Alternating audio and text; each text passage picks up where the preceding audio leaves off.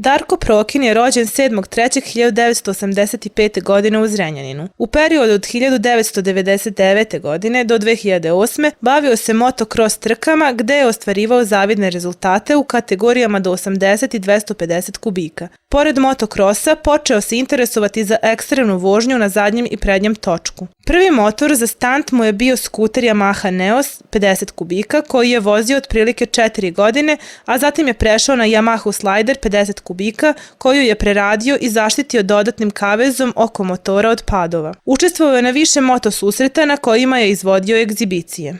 Od malena vozim motore, znači bavio se motocrossom 8 godina, to sam sad prekinuo i sad sam prešao na ovo.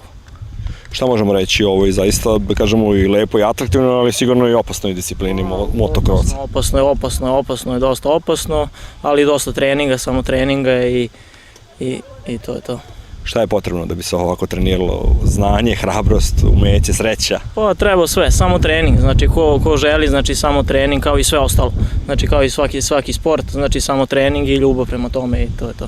Kaži mi nešto o samim takmičenjima kod nas u inostranstvu, gde si nastupao i gde planiraš da ideš? Pa bilo je pre 3-4 nedelje, bilo u Užicama, tamo sam osvojio prvo mesto i sad za nedelju dana ima u Mađarskoj isto takmičenje, pa ćemo vidjeti, nadamo se dobrom rezultatu.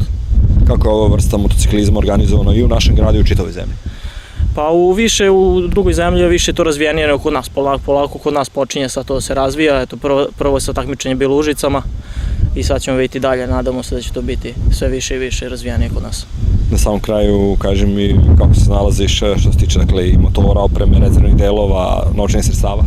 Pa za sad onako, snalazimo se kako može, znači snalazimo se, ali ide polako.